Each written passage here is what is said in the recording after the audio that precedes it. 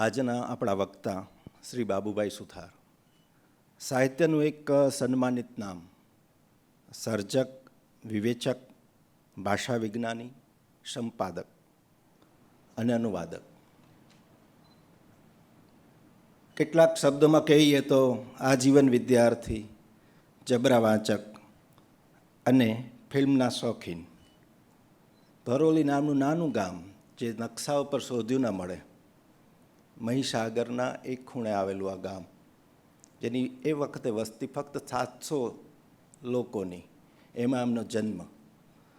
ક્યાંય સુધી તો એ ગામે શિક્ષણ જોયું જ નહોતું.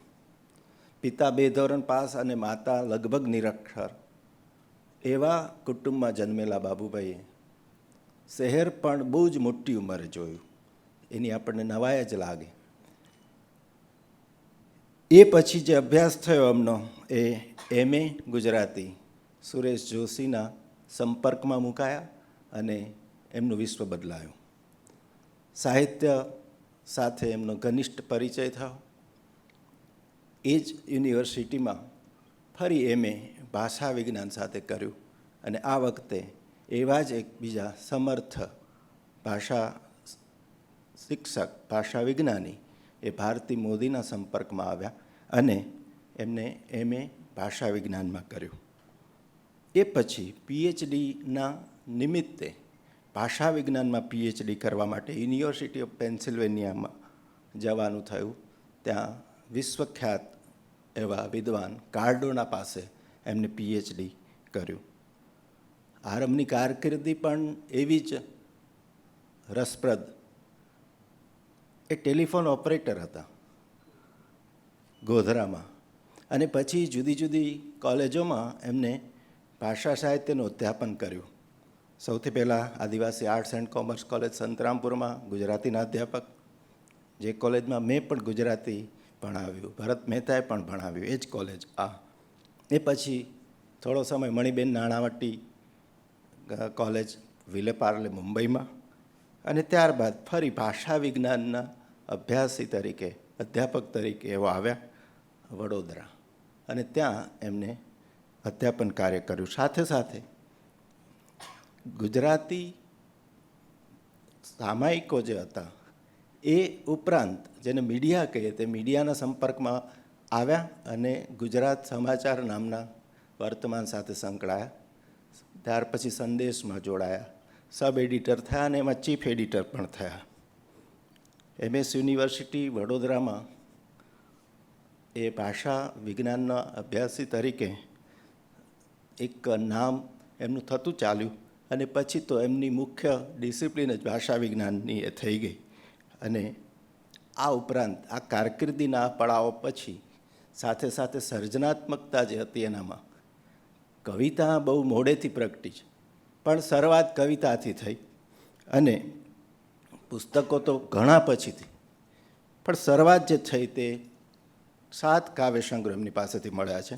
એમાં સાપ ફેરા, નદી ચાલીસા, ગુરુજાપ અને માલ્લુ, વિષાદ મહોત્સવ, ઘર જુરાપો અને હજુ હમણાં જ ઉદ્વેગ અને ડોસી, બાપા અને બીજા કાવ્યો નામનો એક સંગ્રહ એમની પાસેથી આપણને મળ્યો છે. તો એકદમ પ્રયોગશીલ નવલકથાઓ, બળવાખોર પહેલેથી જ. અને એટલે સુરેશ જોશીએ જે ઘટના તત્વનો રાસ એમ જે કહ્યું હતું, તો એમને તો આખા સ્વરૂપ ઉપર જ ચોકડી મારી છે. નવલકથા નામ જ નહીં, નવલકથા સ્વરૂપની સાથે જે તોડફોડ કરી છે તે કાચંડો અને દર્પણ નામની નવલકથા પહેલી. નવલકથા હવે કહેવાય કે કેમ એ પ્રશ્ન. વળગાળ એ બીજી નવલકથા, વાક્યકથા, શ્રીમદ કાગડા 25 અને છેલ્લે નિદ્રા વિયોગ નામની નવલકથા. આવા પ્રયોગો એમની પાસેથી આપણને મળ્યા છે. તો વિવેચન ખૂબ કરતા રહ્યા પણ પ્રસિદ્ધ એમાંથી ઘણું ઓછું કર્યું છે. એમણે ચોતરેથી નામે એક વિવેચન સંગ્રહ આપ્યો છે. ખરેખર તો આ વિવેચન સંગ્રહ એ સંધિ નામનું એક સામયિક ચલાવતા હતા અમેરિકામાંથી. એ સંધિ 2 પેઢી અને 2 ભાષાને જોડતું એ સામયિક હતું અને એમાં એને જે એડિટોરિયલ કર્યા એમાંથી પસંદગીના 12 એડિટોરિયલ લેખો એ ચોતરેથીમાં ગ્રંથસ્થ થયા છે. બીજા વિવેચન સંગ્રહનું નામ જ સૂચક છે, ગણ ઉઠાવ. એટલે સુંદરમ તો યાદ આવે જ આવે તમને, પણ આ બાબુભાઈ જે છે એણે પણ આ જ કામ ગણ ઉઠાવમાં કર્યું. હમણાં જ થોડા સમય પહેલાં અમદાવાદમાંથી જ અન્યત્ર નામનું એક પુસ્તક એમનું આવ્યું, જે વિશ્વની એમને કહ્યું છે પ્રમાણે અળવિત્રી નવલકથાઓ. અળવિત્રી એટલા માટે કે બહુ જ ઓફબીટ નવલકથાઓ છે, પ્રયોગાત્મક છે, અને ખાસ તો એ રાજકીય ચિંતનને પ્રેરતી નવલકથાઓ છે, એના પરિચયો છે, આસ્વાદો છે. એને લગતું આ પુસ્તક અન્યત્ર નામે પ્રસિદ્ધ થયું છે. તો એમના મિત્રોએ ફેસબુક ઉપર એટલા બધા, ફેસબુક માટે એમને એક શબ્દ કોઈન કર્યો છે, અને એ છે મુખપોથિયા. આ મુખપોથિયા જે મિત્રો છે એને 3000 જેટલા એમના લખાણો એ એકત્ર કર્યા. આમાંથી માત્ર વાંચનને લગતા, પુસ્તકોને લગતા એ લખાણોનું એક પુસ્તક કર્યું. નામ બાબુ સુથારની પછી તેથી. માત્ર પુસ્તકો વિશે આમાં વાત. તો એ એમના આવા લેખોનું ચયન છે. તો એક અનુવાદ એમને ફ્રેન્ચ કવિ આલાબાસ્કની લાંબી કવિતા છે, દીર્ઘ કવિતા, ઈશ્વરનો સંતાપ નામે, એ એમને આપ્યો છે. ઉપરાંત 20 જેટલી વાર્તાઓ એમને લખેલી છે, જુદા જુદા સામયિકમાં પ્રસિદ્ધ પણ થઈ છે, પણ એનો હજુ સંગ્રહ કર્યો નથી. 5 જેટલા સાંસ્કૃતિક વિશ્લેષણોના લખાણો એમની પાસેથી મળ્યા છે. એ જુદા જુદા સામયિકોમાં અને વાર્ષિકી જેને કહેવાય એવા અંકોમાં પ્રસિદ્ધ થયા છે. એ પણ હજુ અગ્રંથસ્થ છે. અને એક અગત્યનું કામ એણે ત્યાં બેઠા બેઠા જે કર્યું છે તે ગુજરાતી ઇંગ્લિશ લર્નર્સ ડિક્શનરી. સાહેબ, આ બહુ જ કામનું. આપે હમણાં જે વાત કરી પ્રફુલ્લભાઈ, એના માટે કે જે એક પેઢી એવી છે કે જે ત્યાં જન્મી છે અને ગુજરાતી જાણતી જ નથી, તો ગુજરાતી ઇંગ્લિશ લર્નર્સ ડિક્શનરી એ બાબુભાઈએ 2003માં આપી છે, ઓનલાઈન છે. એ પણ ધ્યાન પાત્ર છે. આ બધી જ પ્રવૃત્તિના અંતે એમને ક્યારેક કોઈક સંસ્થાઓએ જે સન્માન આપ્યું છે, એમાં ગ્રીસ ડાયસ્પોરા રાઇટિંગ એવોર્ડ એમને મળેલો છે. આજનું જે વ્યાખ્યાન છે એમનું, એ અસત્યમેવ જયતે, ડિજિટલ યુગનું સત્ય, એના વિશે એક વાત, એક કોટ હું કહી અને મારી વાત પૂરી કરું. વાણી સ્વાતંત્ર્ય સત્યની અભિવ્યક્તિ ગૂંચવી નાખે એને સાચે સાચ વાણી સ્વાતંત્ર્ય કહી શકાય? અને પછી શું વાણી સ્વાતંત્ર્ય મતાંતર જ પ્રગટ કરવા પૂરતું જ મર્યાદિત રહેવું જોઈએ કે પછી સત્યના પ્રાગટ્ય સુધી પહોંચવું જોઈએ? આ એમનો પ્રશ્ન છે. મને લાગે છે કે આજનું વ્યાખ્યાન સાંભળવા આપણે સૌ જ એ શું કહે છે, સત્ય કે અસત્ય, અસત્યમેવ જયતેથી શું કહેવું છે, આવો સાંભળીએ બાબુભાઈને. અસ્તુ.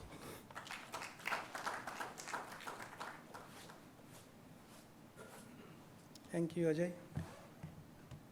નમસ્કાર.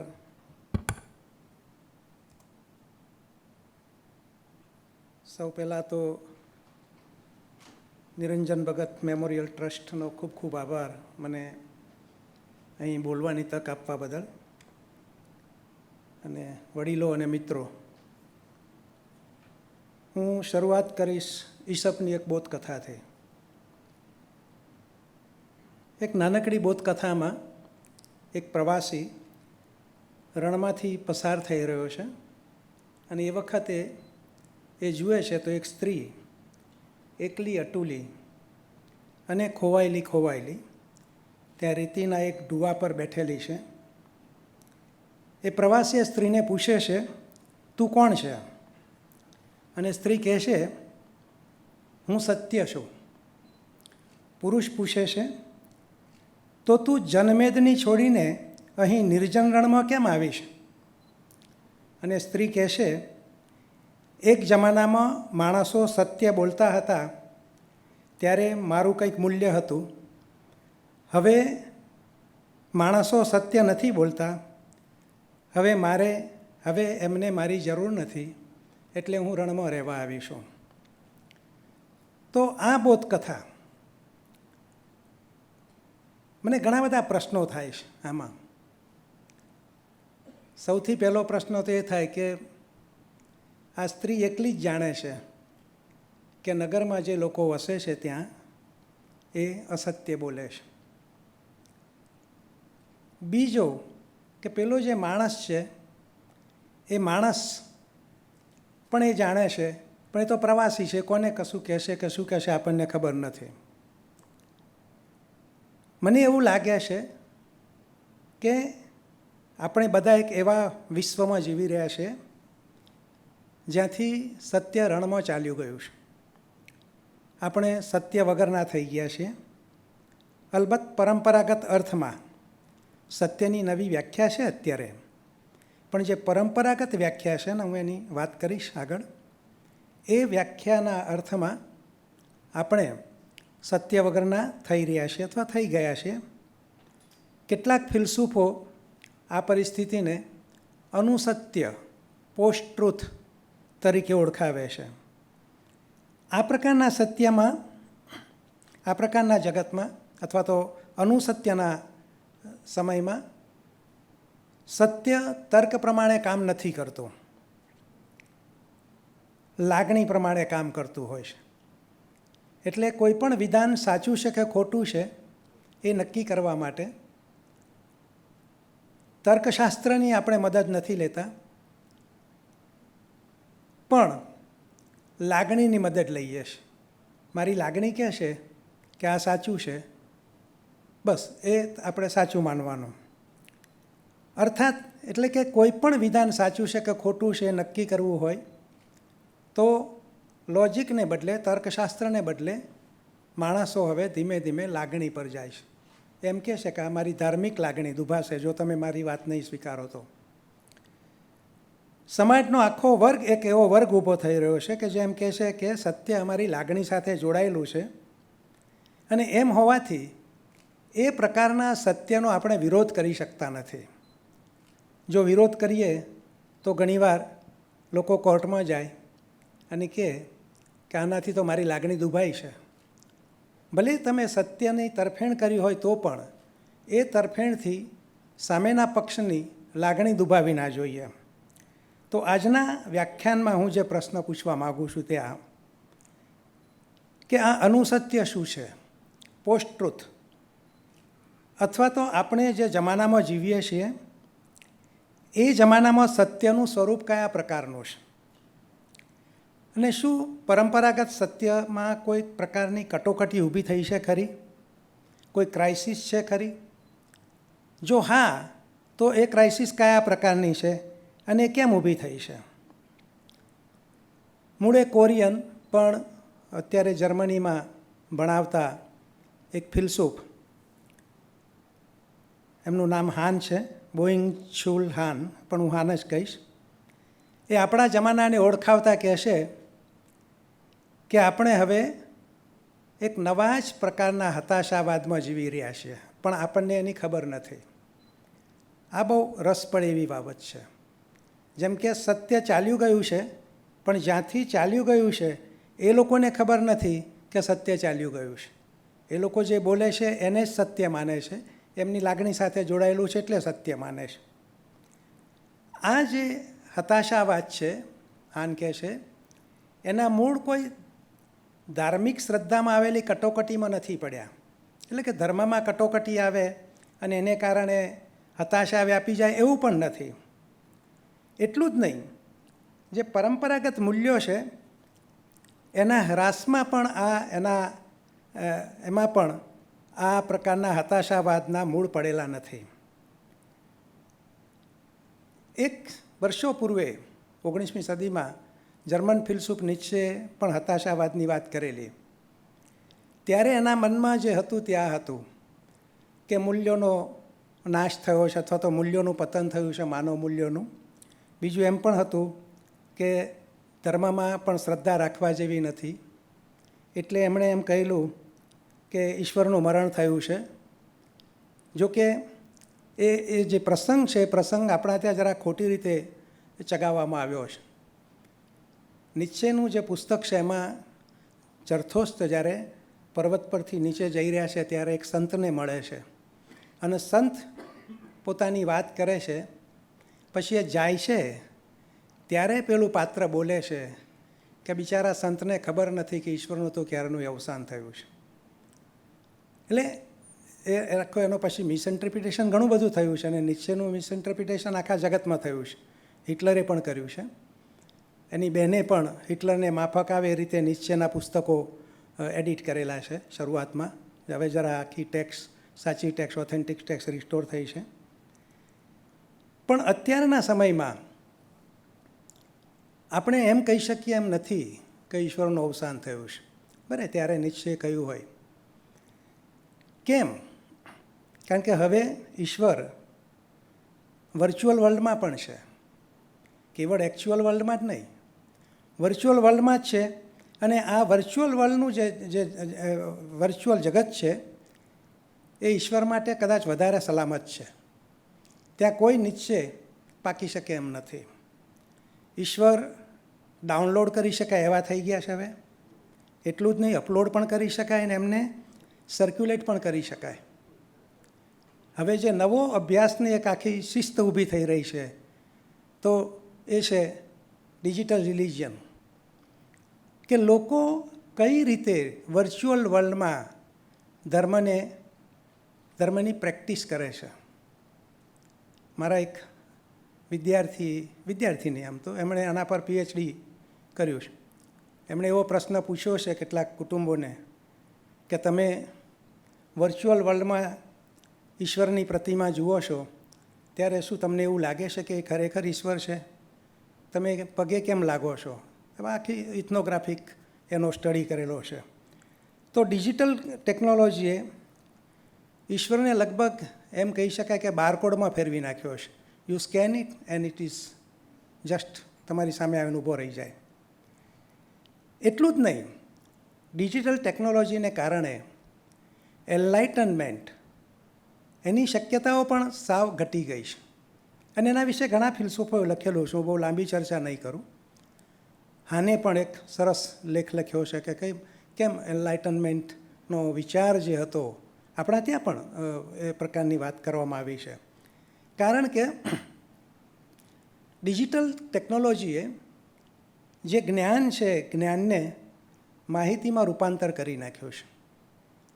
એકવાર તમે માહિતીમાં રૂપાંતર કરી નાખો પછી એનલાઇટનમેન્ટની શક્યતાઓ રહેતી નથી. કેમ કે માહિતી એ સંવાદનો વિષય નથી, જ્ઞાન એ સંવાદનો વિષય છે. માહિતી કદાચ પૂછવાનો, આપણે પૂછીએ કે આનું શું થયું, પ્રશ્નનો વિષય છે. જે કામ ડિજિટલ ટેકનોલોજીએ કર્યું છે એ જ કામ ધર્મએ પણ કર્યું છે. ધર્મએ પણ જ્ઞાનને માહિતીમાં, એટલું જ કે ધર્મએ જ્ઞાનને માહિતીમાં નથી ફેરવી નાખ્યું, એની સાથે એટલું એ કોમન નથી. પણ ધર્મએ પણ એનલાઇટનમેન્ટની શક્યતાઓને ઓછી કરી નાખી છે, ખતમ કરી નાખી છે. એક જમાનામાં જર્મન ફિલસૂફ હાબેરમાસ એવું માનતા હતા કે એનલાઇટનમેન્ટ આવશે, લોકો જાગૃત થશે. આપણા ત્યાં પણ જાગૃત થવાની આખી પરંપરા ની વાત છે, ઘણી કરી છે. શંકરાચાર્યએ પણ એનલાઇટનમેન્ટની વાત કરી છે. તો એ એવું માનતા હતા કે એનલાઇટનમેન્ટ આવશે, ધર્મ પબ્લિકમાંથી પ્રાઇવેટમાં જતો રહેશે અને લોકશાહી એ બહુ વેલ્યુ બેઝડ લોકશાહીમાં આપણે જીવતા થઈ જઈશું, એવી એમની માન્યતા હતી. એમણે આખું પુસ્તક પણ લખ્યું છે આના વિશે. કાન્ટે એમના પહેલાં એમણે પણ એવી અપેક્ષા રાખેલી. પણ હવે એવું લાગતું નથી કે ધર્મ પબ્લિકમાંથી પ્રાઇવેટમાં જાય. કારણ કે જેમ ડિજિટલ ટેકનોલોજી એ પબ્લિક બની ગઈ છે એમ એની સાથે સાથે રિલિજિયન પણ પબ્લિક ડોમેનમાં આવી ગયો છે. એને કારણે ધર્મનું અને ઈશ્વરનું બંનેનું સ્વરૂપ બદલાઈ ગયું છે. હવે હાબેરમાસ એમ કહેશે કે મારી ભૂલ હતી કે મેં એમ કહ્યું કે એનલાઇટનમેન્ટને કારણે ધર્મ પ્રાઇવેટ ફિલ્ડમાં લાઈફમાં જતો રહેશે. એ મારી ભૂલ હતી. એક નાનકડો લેખ લખ્યો છે એમાં, અને એમાં એમ પણ લખ્યું છે એમણે કે આપણે એમ કહી શકીએ કે આપણે પોસ્ટ રિલિજિયન યુગમાં જીવી રહ્યા છે, અનુધર્મ જમાનામાં. આ કયા પ્રકારનો ધર્મ છે એ એક ચર્ચાનો વિષય છે. આપણા ત્યાં પણ આટલા બધા કવિતા લખાઈ છે, ભક્તિ રસથી તરબોળ અત્યારે પણ. એ કંઈ નરસિંહ મહેતા કે મીરાબાઈની ભક્તિ નથી. ઇટ્સ એ પોસ્ટ રિલિજિયસ ભક્તિ એમ કહી શકાય આપણને. એને હું પરંપરાગત અર્થમાં એ નહીં કહું. હાનની દલીલ એવી છે કે નીચે જે હતાશાની વાત કરેલી એને તો ક્યારનોય અંત આવી ગયો અને ઘણું ચાલ્યું એ નામે, હતાશાવાદના નામે ઘણું ચાલ્યું. પણ આ જે છે નવા જ પ્રકારનો છે. જો ઈસપની બોધકથા વાપરીને આપણે કહેવું હોય તો હું કહીશ કે આ જે નવો હતાશાવાદ છે એના મૂળ સત્ય ચાલી ગયું છે એ ઘટનામાં નથી. એના મૂળ આપણે સત્યને બીજા કશાકથી સબસ્ટિટ્યૂટ કર્યું છે એમાં પડેલા છે. ક્લાસિકલ જે સિચ્યુએશન હતી એમાં સત્ય અને અસત્ય આપણે સામસામે મૂકતા હતા. એને કારણે આપણને ખબર પડતી હતી કે આ સત્ય છે ને આ અસત્ય છે. પણ જો સત્યને બીજા કશાથી સબસ્ટિટ્યૂટ કરવામાં આવે તો પછી એ જે બીજા કશાથી સબસ્ટિટ્યૂટ કરવામાં છે એ શું છે? બીજું સત્ય. એને ઘણીવાર વિદ્વાનો કહેશે કે લાગણી કે લોકમતને આધારે નક્કી થતું હોય છે, લોજિકના આધારે નહીં. એમાં વસ્તુનિષ્ઠતા કે તર્કનિષ્ઠા નથી હોતી. આપણે જોયું તો સત્ય જ્યારે રણમાં ગયું એ પહેલાંની જે પરિસ્થિતિ હતી, હું એસપની સ્ટોરી વાપરીને કહું છું, એમાં સત્ય અને અસત્ય વચ્ચે ભેદ પાડી શકાતો હતો. એટલે જ તો ઈસપની બોધકથામાં આવતી સ્ત્રી એમ કહી શકે છે કે એક જમાનામાં લોકો સત્ય બોલતા હતા, હવે અસત્ય બોલે છે. અત્યારે પરિસ્થિતિ એવી છે કે સત્ય અને અસત્ય વચ્ચે ભેદ પાડી શકે. જો શંકરાચાર્ય આવે તો આત્મા અનાત્મા વિવેક વચ્ચે ભેદ એ પોતે નહીં પાડી શકે. કેમ? શું થયું છે એવું કે જેને કારણે આ પરિસ્થિતિ આવી છે? અને ઈસપ આપણે જાણીએ છીએ બહુ શક્તિશાળી લેખક છે, એટલે એણે લોકો જૂઠ બોલતા હતા અથવા તો એક જમાનામાં આવી પરિસ્થિતિ હતી એ વાત સત્યના મુખમાં મૂકી છે. એટલે આપણે પ્રશ્ન પૂછવાનો નથી રહેતો એના વિશે. હાન એવું માને છે કે આ પરિસ્થિતિ માટે ડિજિટલ ટેકનોલોજી જવાબદાર છે. અને હું પણ એવું માનું છું. જોકે મારા બીજા પણ કારણો છે એમાં, અને બીજા ટેકનોલોજી ઉપરાંત હું એમ પણ માનું છું કે નિયોલિબરલ ઇકોનોમી છે એ પણ આના માટે જવાબદાર છે, અને આપણે એ જોઈશું શું થાય છે એમ. ટેકનોલોજીના પાયામાં, એટલે જે પરંપરાગત જે સત્યની વિભાવના હતી એના પાયામાં થોડોક ટેકનિકલ મુદ્દો છે. રિપ્રેઝન્ટેશનનો ખ્યાલ બહુ મહત્ત્વનો હતો. નિરૂપણનો ખ્યાલ. બહુ સાદી રીતે વાત કરું તો હું માનો કે કોઈકનો ફોટોગ્રાફ લઉં છું તો હું કોનો ફોટોગ્રાફ લઉં છું? તો એક્સનો ફોટોગ્રાફ લઉં છું અને અહીંયા એક્સનો ફોટોગ્રાફ છે, જોતાની સાથે હું ત્યાં કમ્પેર કરીશ અને પછી કંઈક હા એમના જેવો જ લાગે છે, એમનો જ ફોટો છે. તો હું ફોટોગ્રાફને બહારના જગત સાથે, રેફરન્સ સાથે એની તુલના કરી અને એ ફોટોગ્રાફની જે વેલ્યુ છે, ટ્રુથ વેલ્યુ એ નક્કી કરું છું.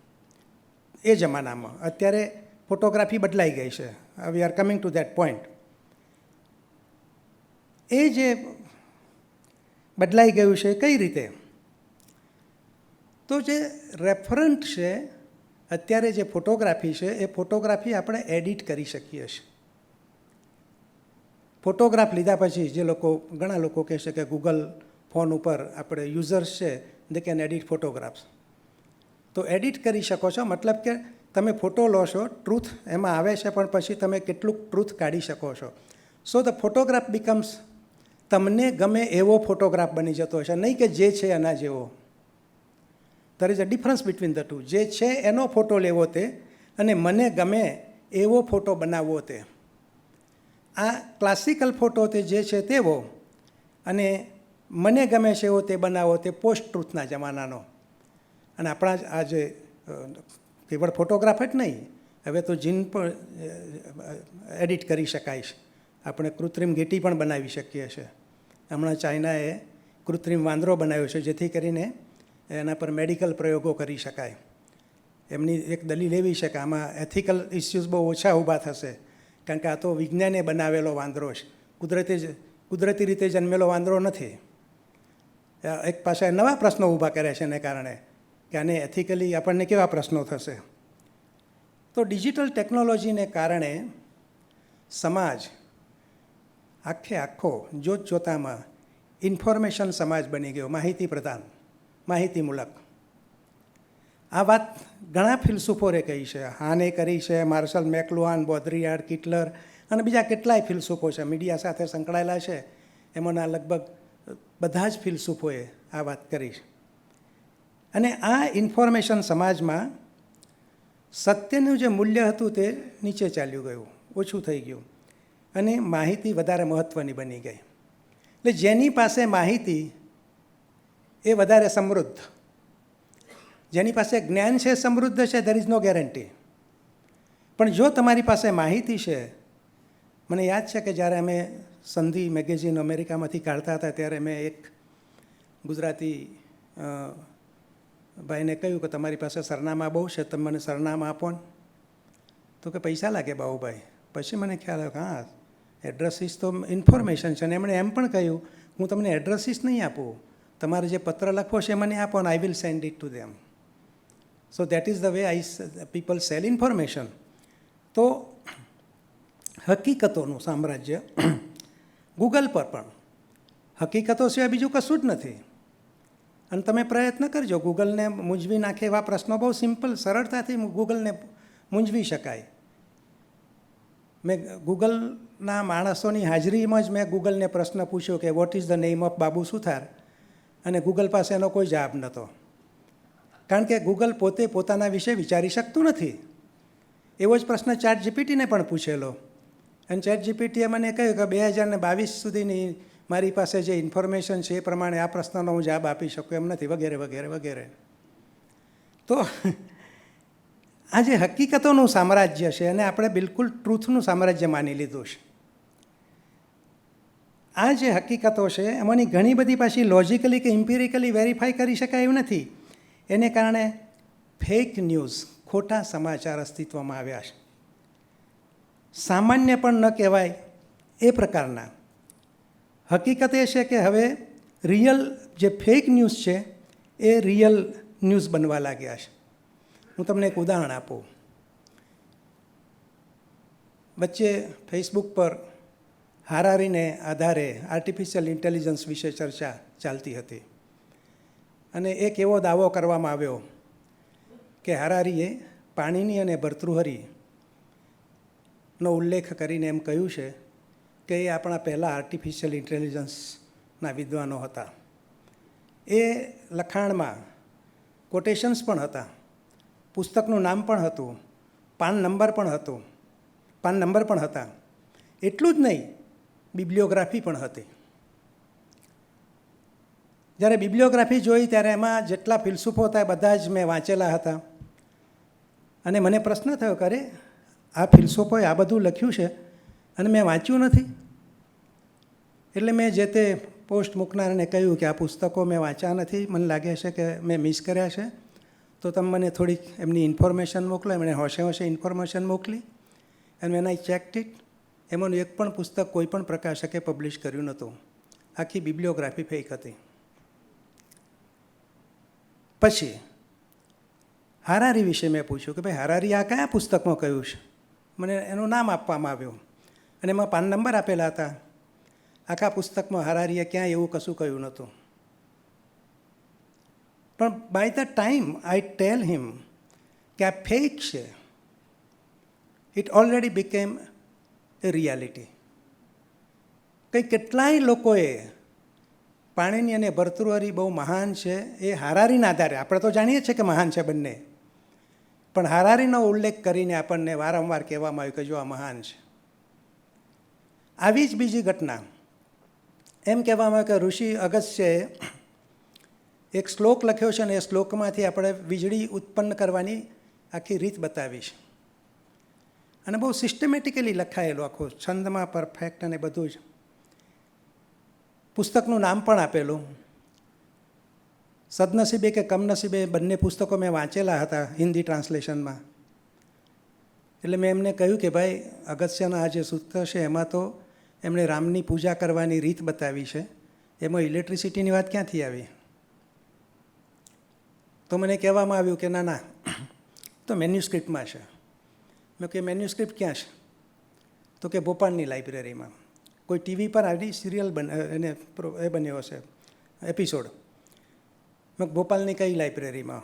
નામ આપ્યું. મેં ભોપાલની લાઇબ્રેરીને ઈમેલ કર્યો તો કે આવી કોઈ મેન્યુસ્ક્રિપ્ટ અમારી પાસે નથી. મેં કહ્યું કે જો આ લાઇબ્રેરીમાં જવાબ આવ્યો કે આવી કોઈ મેન્યુસ્ક્રિપ્ટ નથી, તો કે સરકારે ના પાડીશ કહેવાને. You can not prove it, you can not disprove it.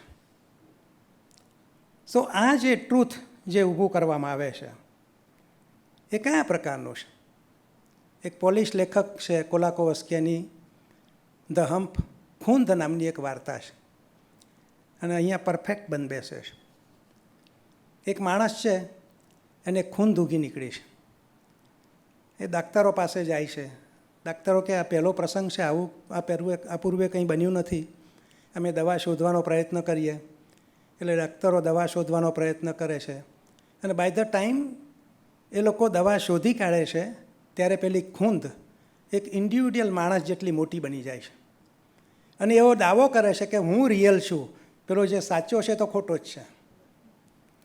એટલે ખૂંદ એમ કહે છે કે હું સાચો છું. એટલે સુધી કે જ્યારે દવા આપવાની હોય તો કોને આપવાની? સાચાને કે પેલાને?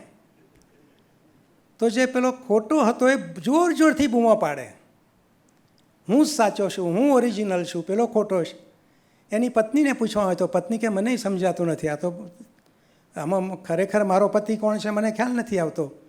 સદનસીબે એનો છોકરો હતો નાનો, અને વાર્તાકાર છે એટલે કશીક તો હોપ રાખે ને અંદર. એટલે છોકરાએ કહ્યું કે આ ખોટો છે અને આ સાચો છે. તો પેલા એ જોરથી ઝાપટ મારી દીધી, અને આવું બાપને આવું અપમાન કરે છે એમ કહેતું. એટલે છોકરું રડતું રડતું જતું રહ્યું. એટલે લોકોએ એમ કહ્યું કે ભાઈ છોકરાને નહીં માનવાનું, આપણા ત્યાં હવે છોકરું સાચું બોલ્યું પણ નહીં માનવાનું, એટલે છોકરાને જવા દીધો. પછી એ લોકો દવા પેલા રિયલ માણસને આપે છે, અને જે ખોટી ખૂંદ છે એ રિયલ બનીને સમાજમાં આવી જાય છે.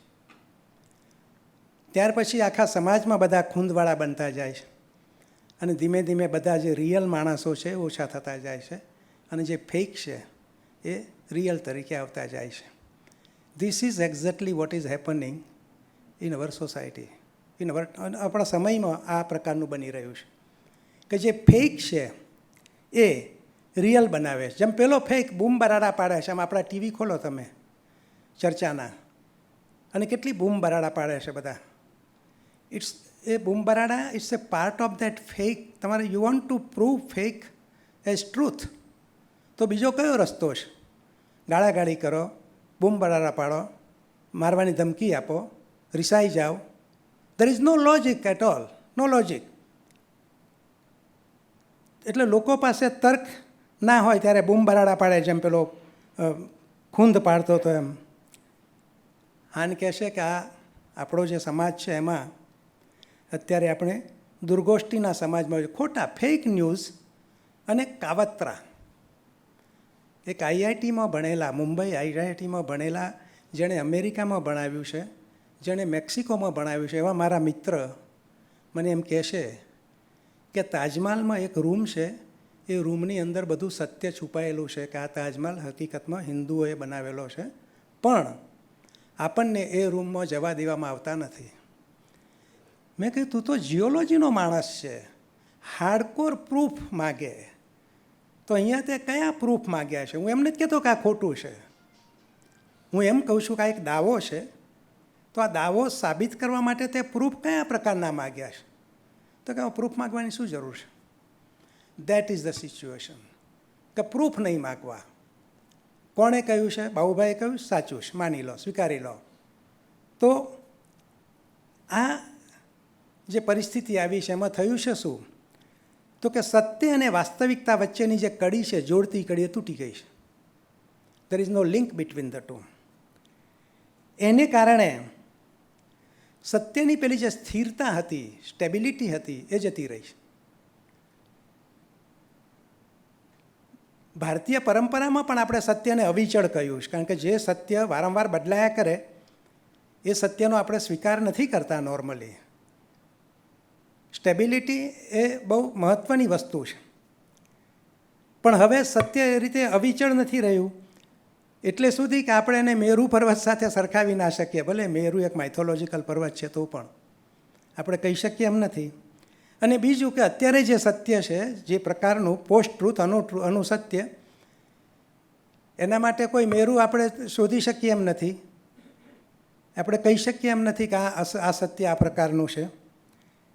એટલે માણસ એ બાબતમાં ઘણો આગળ નીકળી ગયો છે. તો આ જે પરિસ્થિતિ છે એ પરિસ્થિતિને સમજવા માટે સત્ય અને માહિતી વચ્ચેનો જે ભેદ છે આપણે થોડોક જોવો પડે. આપણે બધા જાણીએ છીએ ઇન્ટ્યુટિવલી, આપણને બધાને જ ખબર છે, પણ છતાં પણ એમાં ફિલોસોફિકલ દાર્શનિક એક ભેદ છે કે સત્ય જે છે મોટે ભાગે સ્થિર રહે, સ્ટેબલ, અને માહિતી ફરતી રહે. અને માહિતી સૌથી વધારે ફરે છે અત્યારે ડિજિટલ વર્લ્ડમાં, વર્ચ્યુઅલ વર્લ્ડમાં. The moment you click it goes to the another end of the world, આખા બીજા છેડે જતી રહેશે. પહેલાં તો હું મોકલું સામે પહોંચે બેની વચ્ચે થોડોક સમય રહેતો હતો. હવે everything happens in real time. Click કર્યું નથી ને સામે તમને જવાબ મળ્યો નથી. એટલે માહિતી એટલી ઝડપથી, એક્સેલરેટેડ સમાજમાં આપણે જીવીએ છીએ, એટલે એટલી ઝડપથી માહિતી જાય છે કે આપણે એને એક ખોટી છે એમ કહેવા જઈએ એ પહેલાં તો એ સાચી થઈને સમાજમાં ફરી વળે છે. એટલે રાજકારણમાં પણ આવું જ બને છે કે કોઈક નેતા માનો કે કશુંક બોલે, ખોટું બોલે, માનો કે ફેક, અને પછી ઉહાપો થાય અને પછી એમ કે ના ફેક હતું, પણ બાય ધ ટાઈમ એ ફેક કે એ પહેલાં તો already it becomes a part of human mind, human મેમરીમાં જતું રહેશે. અને એકવાર આપણી મેમરીમાં સત્ય તરીકે જતું રહે પછી જો એમ કહેવામાં આવે કે આ ફેક છે તો આપણે એ સ્વીકારતા નથી. આપણને ગમે છે એકવાર આપણે સ્વીકારી લીધું પછી. એટલે આખી જે માહિતી છે વાસ્તવિકતાથી એકદમ છૂટી પડી ગઈ છે.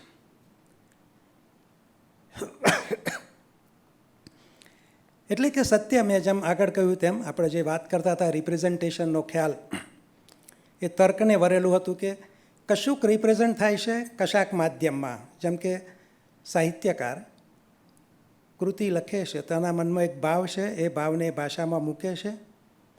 ભાષા એક માધ્યમ છે અને ભાષાની અંદર એક બીજું જગત ઊભું થાય છે.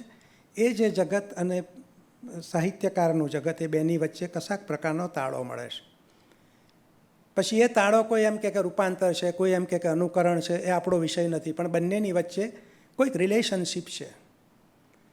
એ રિલેશનશીપ જે હતી એ હવે બદલાઈ ગઈ, કારણ કે જે આઈડિયા હતો રિપ્રેઝન્ટેશનનો, એ રિપ્રેઝન્ટેશન જ આખો ખ્યાલ જે છે એ બદલાઈ ગયો. કઈ રીતે? હવે એમ કહેવામાં આવે છે કે વાસ્તવિકતા એ રિપ્રેઝન્ટ કરવામાં નથી આવતી, કન્સ્ટ્રક્ટ કરવામાં આવે છે, બનાવવામાં આવે છે. It's a constructionism. જો કન્સ્ટ્રક્શન હોય તો એનું જે સત્ય છે ખાલી કન્સ્ટ્રક્શન નિયમો પ્રમાણે થયું છે કે કેમ એટલું જ જોવાનું. એ કન્સ્ટ્રક્શનને વાસ્તવિકતા સાથે સંબંધ છે કે કેમ એ પ્રશ્ન નહીં પૂછવાનો. તો આ જે રિપ્રેઝન્ટેશનનો જે પરંપરાગત ક્લાસિકલ જે ખ્યાલ હતો એ ધીમે ધીમે વેરવિખેર થઈ ગયો. અને કઈ રીતે? એનો એક નાનકડો આલેખ આપો કે દાખલા તરીકે વિજ્ઞાન, શરૂઆત ન્યૂટનના વિજ્ઞાનથી કરીએ. દરેક વસ્તુ કોઝ એન્ડ ઇફેક્ટથી, કાર્ય અને કારણથી જોડાયેલી હતી, પરફેક્ટ. આઇન્સ્ટાઈન આવ્યા, રિલેટિવિટીનો સિદ્ધાંત આપ્યો. પેલું જે મિકેનિકલ જે પરસેપ્શન હતું વર્લ્ડનું એ ચાલી ગયું. પછી હાઇઝનબર્ગ આવ્યા, અનિશ્ચિતતાનો પ્રિન્સિપલ આપ્યો, અને એ સાથે ન્યૂટનનું અને એ જે જગત હતું બિલકુલ હચમચી ગયું. અને એવું ગણિતમાં પણ થયું. ગણિતમાં જેમ કે ગડલે ઇનકમ્પ્લીટનેસ થિયરમ આપ્યો, ત્યાં પણ એમણે દલીલ કરી કે જે થિયરીથી તમે બીજા મેથેમેટિકલ સત્યને માપવાનો પ્રયત્ન કરો છો, એ થિયરીનું સત્ય તમે એ થિયરી વડે માપી શકતા નથી. આ બહુ કોમ્પ્લિકેટેડ આઈડિયા છે, પણ સિમ્પલ, ઇઝી ટુ અન્ડરસ્ટેન્ડ. આખો રસેલ અને વ્હાઇટહેડની સામે એને વાંધો હતો. તેણે કહ્યું કે એ લોકોએ એમ કહ્યું કે અમે એક એવી સિસ્ટમ બનાવી છે, એ સિસ્ટમથી ગણિતના જે સત્યો છે ગણિતના સત્યોનું અમે મૂલ્ય નક્કી કરી શકીએ. પણ તમે જેના વડે સત્ય અસત્ય નક્કી કરો છો એ સત્ય છે કે કેમ, એ નક્કી કરવાનું તો કે એ એનાથી નહીં થાય. તો આ જે ઇનકમ્પ્લીટનેસ થિયરમ ત્યાંથી આવ્યું. જેવું વિજ્ઞાનમાં બન્યું, જેવું ગણિતમાં બન્યું, એવું સાહિત્યમાં પણ બન્યું, ફિલસૂફીમાં પણ બન્યું. સાહિત્યમાં જેમ કે એક જમાનામાં નવ્ય વિવેચનના નામે વસ્તુનિષ્ઠ કૃતિની, વસ્તુનિષ્ઠ વાસ્તવિકતાની વાત થતી હતી. ઓન્ટોલોજીના આ બધા શબ્દો વપરાતા હતા. પછી સંરચનાવાદ આવ્યો. એ લોકોએ એમ કહ્યું કે કૃતિ તો ચિત્તમાં હોય છે અને બધી જ કૃતિઓ પાછી એકબીજા સાથે જોડાઈ ગઈ. એક ફ્રેન્ચ ભાષા વિજ્ઞાનીએ બહુ સરસ દલીલ કરી કે તમે ખોટા ભાષા પર આટલો બધો ભરોસો મૂકો છો. જ્યારે હું કહું છું ત્યારે એનો અર્થ હું થાઉં છું, બીજો માણસ બોલે છે ત્યારે એનો અર્થ એ થાય છે. હું અહીં આવે એમ કહું ત્યારે અહીંનો અર્થ અહીં થાય છે. હું ત્યાં ઊભો રહીને એમ કહું તું અહીં આવ ત્યારે અહીંનો અર્થ બીજો થાય છે. એનો અર્થ એ થયો કે ભાષાનો કોઈ અર્થ સ્ટેબલ છે જ નહીં. જો ભાષામાં આ પ્રકારની અર્થ સ્ટેબલ ના હોય તો તમે શા માટે સાહિત્યમાં કે સાયન્સમાં કે સોશિયલ સાયન્સમાં પણ સ્ટેબલ અર્થની તમે શોધ કરો છો? એમાંથી અનુસંરચનાવાદ આવ્યો અને અનુસંરચનાવાદે એમ કહ્યું કે સિગ્નિફાઈડ એટલે કે સંકેતક અને સંકેતિક એ બંને વચ્ચે જે ભેદ હતો એ જતો રહ્યો છે. બધું જ સિગ્નિફાયર, બધું સંકેતક છે. એટલે કે હું છોકરો એમ શબ્દ બોલું ને તમને પૂછું કે છોકરો એટલે શું, એટલે તમે કહેશો કે છોકરો એટલે કે પુરુષ, એ મેલ હોય, આમ હોય. સો એક ભાષાના એક શબ્દને સમજાવવા માટે તમે ફરી એકવાર ભાષા વાપરો છો, એ ભાષાને સમજવા માટે પાછી ભાષા વાપરો છો, એને it goes on and on and on, અને એનો ક્યારેય અંત નથી આવતો.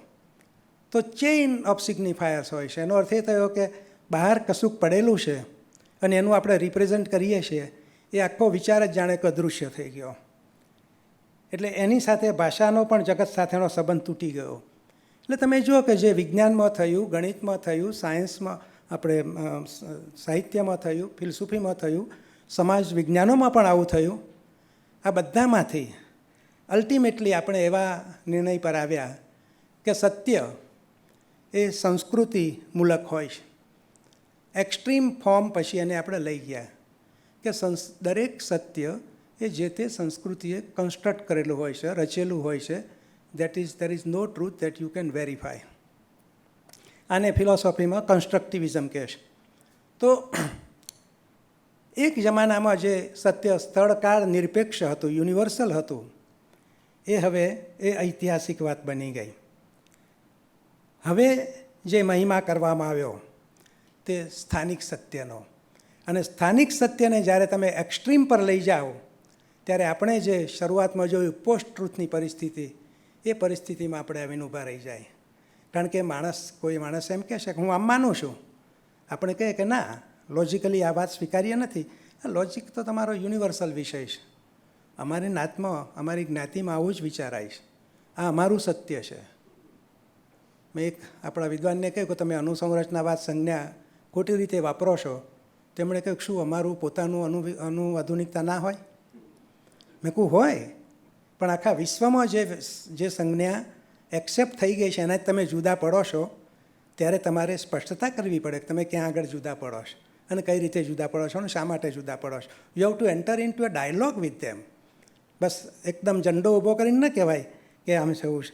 એટલે સત્યના પતન માટે, આ ક્રાઇસિસ માટે આ બધી જ ઘટનાઓ જવાબદાર છે. ઇન્ટેલેક્ચ્યુઅલ્સ તો ખાસ, ટેકનોલોજી પણ ખાસ, લિબરલ ઇકોનોમી પણ ખાસ, અને રાજકારણ પણ ખાસ.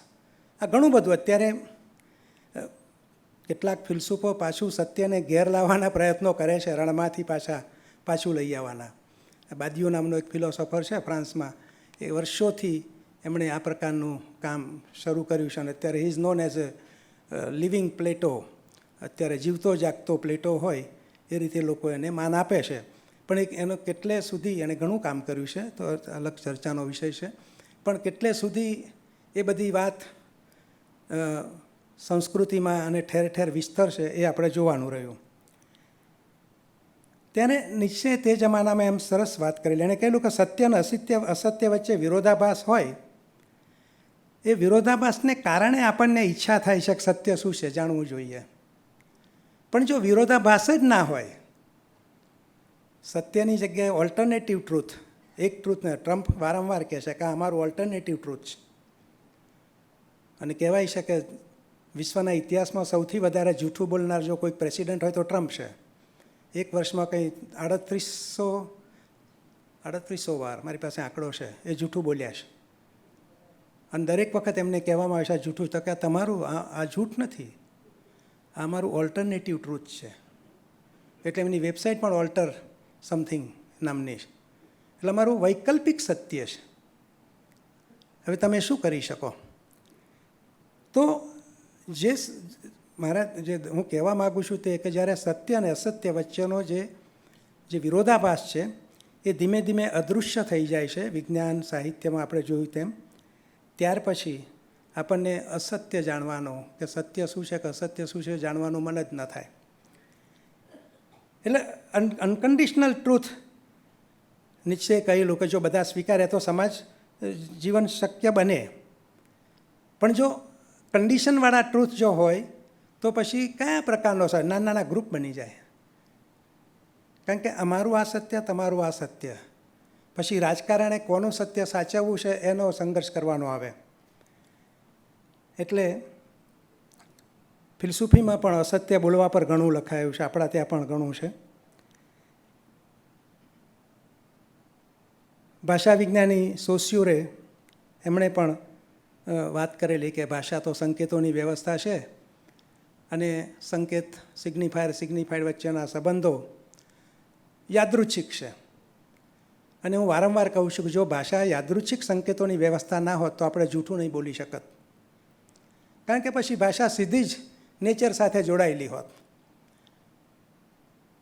તો એ જ પ્રશ્ન એ થાય, અને ઘણા ભાષા વિજ્ઞાનીઓએ પ્રશ્ન પૂછે પણ છે કે આપણે આ પ્રકારની ભાષા વિકસાવી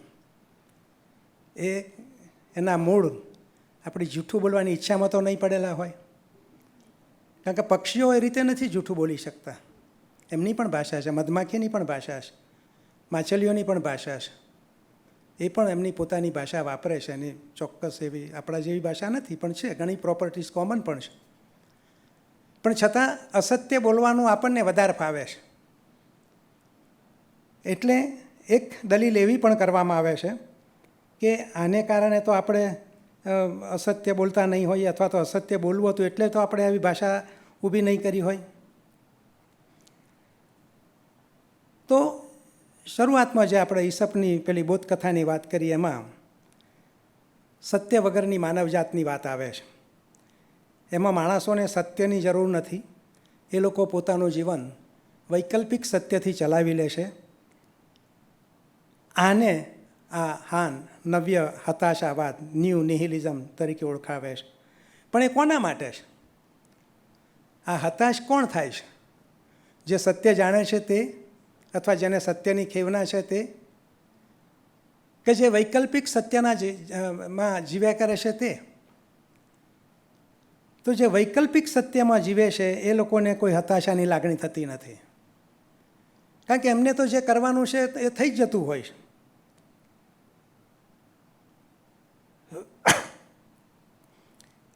એ આ જે ઇન્ફોર્મેશન છે ટેકનોલોજીમાં છે તેમાં એણે ફરી એકવાર આખી રિકેપ, એક મુદ્દો કે રિપ્રેઝન્ટેશનની ક્રાઇસિસ આવી ગઈ, ત્યાંથી પછી ઇન્ફોર્મેશન પણ શરૂ થઈ ગઈ. કારણ કે ઇન્ફોર્મેશન જે છે એને ઇનસાઇડ આઉટસાઇડ જેવું કાંઈ નથી. આ જે માહિતી છે ડિજિટલ ઇન્ફોર્મેશન, એના જે બીટ્સ છે એ બીટ્સ જે થાય છે એને કોઈ ઇનસાઇડ કે આઉટસાઇડ કશું છે જ નહીં. It is just 0 and 1. અને બીજી કેટલીક વાત, એ મેથેમેટિકલ લેંગ્વેજ, એનું સિન્ટેક્સ છે, એની વાક્ય રચના છે, એનું શબ્દભંડોળ આપણી ભાષાનું હોય છે એ પ્રકારનું નથી. એ ફોર્મલ શબ્દભંડોળ છે. એને કારણે એ જે ટેકનોલોજી છે એ માનવતાને સાથે રાખી શકે એમ નથી. આ બીફો નામના એક ફિલોસોફરે બહુ સરસ આવો લેખ લખ્યો છે, અને એમાં એણે કહ્યું છે, ગૂગલ પર લેખ છે, અને એમાં કહ્યું છે કે ગૂગલની સૌથી મોટી મર્યાદા એ છે કે there is no human being in the centre. કારણ there is no syntax, just lexicon. અને સિન્ટેક્સ છે, વાક્યરચના છે, તો ખાલી કામ પૂરતી. એમાં જે અર્થમાં નેચરલ લેંગ્વેજમાં વાક્યરચના છે એ રીતે એમાં વાક્યરચના નથી. એટલે હાન વનસ્પતિશાસ્ત્રની ભાષા વાપરીને કહેશે કે સત્ય હંમેશા કેન્દ્રાભિગામી હોય, એ સમાજને પકડી રાખે, અને માહિતી છે એ કેન્દ્રાપગામી સેન્ટ્રીફ્યુગલ હોય છે, એને કારણે એ માહિતીનો નાશ કરતું હોય છે, જ્ઞાનનો નાશ કરતું હોય છે. ફરી એકવાર એણે આપણે ઈસપની બોધકથા લઈને કહી શકીએ કે સત્ય જ્યારે માનવજાતમાં વસ્તુ હતું ત્યારે લોકો સંવાદ કરતા હતા, અને હવે સત્યની અનુપસ્થિતિમાં સંવાદ માહિતીમાં રિડ્યુસ થઈ ગયો છે. એટલે આપણી પરિસ્થિતિ એવી છે કે આપણે સંવાદ કરીએ છીએ, પણ કયા પ્રકારનો? અહીંયા આ એક પ્રકારનો ડાયલોગ ચાલે છે. આટલા મોટા સમાજના એક નાનકડા કોમ્પોનન્ટમાં આપણે આ વાત કરી રહ્યા છીએ સત્યની, પણ બીજે બધે there is only exchange of information, and maximum interaction internet પર થાય છે વર્ચ્યુઅલ વર્લ્ડમાં. અને વર્ચ્યુઅલ વર્લ્ડમાં there is no dialogue, and whatever dialogues are there, they are fake. આપણે ડાયલોગ કરીએ, હમણાં એક પુસ્તક પ્રગટ થયું છે, એમાં ચેટ જીપીટી સાથે એક ફિલોસોફરે ડાયલોગ કર્યો 4 કલાક કે 5 કલાક. એ 5 કલાકનો આખો ડાયલોગ ભેગો થયો છે, અને એ પૂછે છે કે તું એવું માને છે ખરું કે તું વિચારે છે? તો કે યસ, ઓફકોર્સ આઈ થિંક. તો કે do you think that you exist? પેલા દકાર્ત નામના ફિલોસોફરનું એક વાક્ય છે કે I think there four I એમ. હું વિચારું છું, એનો અર્થ એ થયો કે હું જીવું છું. તો ચેટ જીપીટીને પૂછવામાં આવે છે કે તું વિચારે છે? કે હા. તો કે તને એવું લાગે છે કે તું જીવે છે? કે ના, હું જીવતો નથી. તો કે તું શું છે? કે એ મારા ક્ષેત્રમાં નથી, મારી પાસે તો આ ડેટા છે, હું તને કહું છું. It goes on and on like that. It's very interesting dialogue આપણે વાંચીએ તો આ જે નવો હતાશાવાદ છે, અસત્યને સત્ય તરીકે રજૂ નથી કરતો, એ જૂઠું નથી બોલતો. એ જ રીતે સત્યને અસત્ય તરીકે ઓળખાવતો પણ નથી. એ સત્ય અને અસત્ય વચ્ચેનો ભેદ પાડવાની તમામ શક્યતાઓને ખતમ કરી નાખતો હોય છે. સૌથી પહેલી વાત ત્યાં કે એ સત્ય અને અસત્ય વચ્ચેનો ભેદ પાડવાની વાતને ખતમ કરી નાખે છે. જે જાણી જોઈને અસત્ય બોલે છે એને ખબર છે કે ક્યાંક કશુંક સત્ય છે, અને એ સત્યને અવગણે છે. પણ જે સત્યને જાણતો જ નથી, એ જ્યારે અસત્ય બોલે છે ત્યારે એમ જ કહે છે કે આ વૈકલ્પિક સત્ય છે.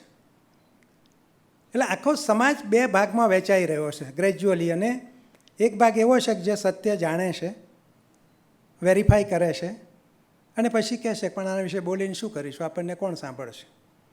અને બીજો વર્ગ એવો છે કે જે સત્ય જાણતો જ નથી, અને વૈકલ્પિક ટ્રુથ એના માટે એક વાસ્તવિકતા છે.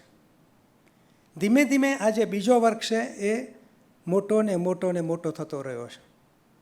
એ ક્યાં જઈને અટકશે એ આપણને ખબર નથી.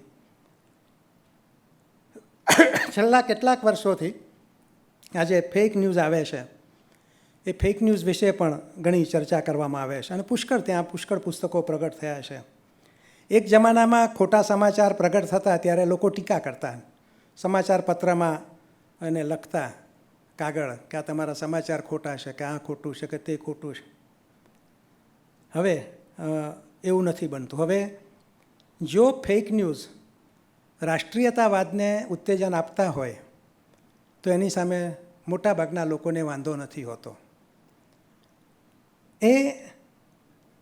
એટલું જ નહીં, એમના માટે ફેક ન્યૂઝ રાષ્ટ્રીયતાવાદને ઉત્તેજન આપવાનું એક સાધન બની ગયું છે. ટ્રમ્પ હવે વાત આવે છે 30,573 વાર અસત્ય બોલ્યા હતા એક વર્ષમાં, એમના શાસનકાળ દરમિયાન. 30,573 વાર. અને કાં તો એમણે એ દરમિયાન કાં તો જૂઠું બોલ્યા કાં તો લોકોને ગેરમાર્ગે દોર્યા. એનો અર્થ એ થયો કે દિવસના 20 વાર અસત્ય બોલ્યા છે. એને આપણે જો સરેરાશ માનીએ તો એ જેટલી વાર અસત્ય બોલ્યા એટલી વાર એ સત્યની સામે અસત્ય નહોતા બોલ્યા, એ વારંવાર કહેતા હતા. એમણે સત્યને બાજુ પર મૂક્યું હતું અને વૈકલ્પિક સત્ય આપવાનો પ્રયત્ન કર્યો હતો લોકોને. અને દરેક જ્યાં આ પ્રકારની જે એક જમાનામાં સામ્યવાદી સરકારો આમ કરતી હતી, એ જ કામ શબ્દાંતરે હવે જમણેરી સરકારો કરે છે. અસત્યનો લાભ લેવાનો, અસત્ય વૈકલ્પિક ટ્રુથનો પ્રમોટ કરવાનો. એટલે એ જે માણસ હકીકતોને અવગણે એ માણસ ખરેખર બહુ જોખમી હોય. પણ આખા અમેરિકાને પણ પડી નથી એની, કારણ કે જોખમ લેવા તૈયાર છે. જગતભરમાં આપણે, હું અમેરિકાની કે ભારતની જ વાત નથી કરતો, આખા સમગ્ર વિશ્વમાં આ પરિસ્થિતિ છે. સત્યનું મોટા પાયા પર ધોવાણ થયું છે. સામ્યવાદી અને ફાંસીવાદી જમાનામાં રાજ્ય સત્યનું નિર્માણ કરતું અને એમ કરતી વખતે અસત્યનું નિર્માણ કરતું અને એમ કરતી વખતે સત્યને દાબી દેતું. પણ એની પાસે એટલીસ્ટ એટલું તો હતું જ કે આ અસત્ય છે ને આ સત્ય છે, સત્યને દાબી દઈએ છીએ, અસત્યને અમે પ્રમોટ કરીએ. There was A clear line between truth and false. પણ એ કેમ કે એમને વસ્તુનિષ્ઠ સત્યમાં સામ્યવાદી કે ફાંસીવાદી જમાનામાં લોકોને સત્ય શું છે એની ખબર નથી. હવે લોકોને ખબર હોય છે કે સત્ય શું છે, તો પણ એ અસત્યને વળગી રહેતા હોય છે. કેમ કે એમને વસ્તુનિષ્ઠ સત્યમાં રસ નથી, એમને લાગણીમૂલક, લાગણીનિષ્ઠ સત્યમાં રસ છે. જે સત્ય મારી લાગણીને પડકારે એ સત્ય નથી, એ એમનો સિદ્ધાંત હોય છે. ગુજરાતી સાહિત્યમાં પણ, અને આ મારો અનુભવ છે, કે જ્યારે કોઈક નવોદિતને હું એમ કહું કે અહીંયા તમારી ભાષા જરાક સુધારવાની જરૂર છે અથવા તમારો ક્રાફ્ટ જરા નબળો છે, તો એ મને કહેશે કે આ ભાષા અને ક્રાફ્ટને આવું બધું નહીં જોવાનું, અમારી લાગણી જુઓ તમે, અમારી લાગણી સાચી છે કે નહીં. હવે લાગણી વેરીફાઈ કરવા માટે આપણી પાસે કોઈ તર્કશાસ્ત્ર નથી અને કોઈ ફિલસૂફે પણ એવું તર્કશાસ્ત્ર વિકસાવ્યું નથી. એટલે ઘણા ફિલસૂફો ગ્રંથ સંસ્કૃતિ અને ડિજિટલ સંસ્કૃતિ વચ્ચે ભેદ પાડે છે. ગ્રંથ સંસ્કૃતિમાં તો રિપ્રેઝન્ટેશન છે, કશાકનું અનુકરણ થાય છે, કશાકનું નિરૂપણ થાય છે, એટલે એમાં મહિમા હતો સત્યનો. કારણ કે એમાં પહેલાં કંઈક છે ને પછી પ્રગટ કરવામાં આવતું, પણ ડિજિટલ સંસ્કૃતિ પછી એ આખો વિચાર છે તે બદલાઈ ગયો. ફ્લસર નામના એક વિદ્વાન છે, બહુ સારા વિદ્વાન, હવે તો જો કે હયાત નથી. એમણે એક પુસ્તક લખ્યું છે કે શું લેખનનું કોઈ ભાવિ છે ખરું. એમાં એમણે કહ્યું છે કે એક અક્ષર પછી બીજો અક્ષર પાડવાનો એ જે લેખન હતું એ હવે અદૃશ્ય થઈ ગયું છે. હવે આપણે અક્ષર પાડતા જ નથી, એનું કોઈ ભાવિ જ નથી. હવે માહિતીને અક્ષરો કરતાં કોડથી વધારે વ્યક્ત કરવામાં આવે છે. એટલે કમ્પ્યુટર પર આપણે જે ટાઈપ કરીએ છીએ અથવા તો બીજા પર, એમાં કોડ હોય છે. આપણે અક્ષર પાડીએ છીએ એવું તો આપણો ભ્રમ છે. એમાં બધા કોડ હોય છે, કોડના એના નંબર હોય છે, મેથેમેટિકલ નંબર. ફ્લસરે એમ કહ્યું કે મારા મનમાં કોઈક વિચાર આવે, પછી એ વિચારને જ્યારે હું લખવા બેસું ટાઈપરાઇટર પર, ત્યારે એ વિચાર શબ્દોમાં ફેરવાય, શબ્દો આલ્ફાબેટમાં ફેરવાય અને એ આલ્ફાબેટના ઓર્ડર પ્રમાણે હું ટાઈપ કરું. પણ ડિજિટલ સંસ્કૃતિમાં એવું નથી બનતું. દાખલા તરીકે આપણે ગુજરાતીનું જ ઉદાહરણ લઈએ કે મારે દિવસ લખવો હોય તો એક જમાનામાં જ્યારે હું હસ્તાક્ષરથી લખતો હતો ત્યારે પહેલાં રસવઈ પછી દ લખીશ, પછી બીબા આવ્યા ત્યારે હું એક આખો દી પસંદ કરીશ, હું લેટર પસંદ નહીં કરું, આખો સિલેબલ પસંદ કરીશ. ટાઈપરાઇટરની મને બહુ ખ્યાલ નથી, પણ એમાં પહેલાં રસ્વ ટાઈપ કરવાનો અને પછી દ ટાઈપ કરવાનો એવું હતું. પછી ટ્રુ ટાઈપ ફોન્ટ્સ આવે, એમાં પણ પહેલાં રસ્વ પછી દ. પછી ટેકનોલોજી આગળ વધી, પહેલાં દ ટાઈપ કરો પછી ઈ કરો અને computer will take care of it is કે એ રસવઈ છે કે દીર્ઘઈ છે. મારી હેન્ડ મૂવમેન્ટ લખવાની આખી બદલાઈ ગઈ, મારી જાણબાર. તો આ જે થાય છે એને ફ્લસર એમ કહે છે કે આમાં પણ સત્ય તો રિપ્રેઝન્ટ થતું જ નથી, ખાલી કમ્પોઝિશન થાય છે. જે લખવા બેસું ત્યારે રિપ્રેઝન્ટેશન થાય છે, જ્યારે ટાઈપ કરું છું ત્યારે કમ્પોઝિશન થાય છે. There is a difference between the two. અને કમ્પોઝિશનનું જે ટ્રુથ છે એ ટ્રુથ એ ઇન્ટરનલી બાઉન્ડ છે, જેને લોજિકની ખબર છે, લેમ્બડા લોજિક કે એ પ્રકારનું કે જે એનાથી કઈ રીતે બાઉન્ડ થયેલા છે આ બધા સિમ્બોલ્સ, એને ખબર છે કે આ શું થાય છે. So there is no outside that world ટેક્સ્ટની. એટલે 0101 કોડ વાપરીએ છીએ, એ જે 0101થી થાય છે એને હાન કહે છે કે એને કારણે હકીકતોનું જ્ઞાનનું બહુ ધોવાણ થયું છે. અને એટલે જ લોકો આજકાલ જ્ઞાનને બાજુ પર મૂકીને હૃદયને આગળ ધરે છે. હું હૃદયપૂર્વક માનું છું કે હું હૃદયથી વિચારું છે, અને આપણે બધા જ જાણીએ છીએ કે હૃદય કદી વિચારતું નથી, પણ છતાંય લોકો હૃદયનો એ રીતે રૂપક તરીકે ઉપયોગ કરે છે અને પછી એને બાયોલોજિકલ ફેક્ટ્સ તરીકે આપણી આગળ રજૂ પણ કરે છે. હકીકત એ છે કે હૃદય એ લોકશાહીનું અંગ છે જ નહીં, બ્રેઇન એ લોકશાહીનું અંગ છે, પણ અત્યારે હૃદય લોકશાહી પર હાવી થઈ ગયું છે. લોકો ઇતિહાસને પણ પોતાના હૃદય પ્રમાણે વેતરતા હોય છે કે મારું હૃદય કહેશે કે અહીંયા આમ હતું એટલે આ જ હોવું જોઈએ, અને આવું થાય ત્યારે ઓબ્વિયસલી લોકશાહી પણ જોખમમાં મુકાય. ને આપણે બધાએ ઓરવેલને તો વાંચ્યો છે, અને એમાં એ કહે છે નાયક કે રાજકીય પક્ષ જે જૂઠ આપણા પર લાદતો હોય છે એ જૂઠ એકવાર લોકો સ્વીકારી લે પછી ઇતિહાસનો ભાગ બની જતું હોય છે.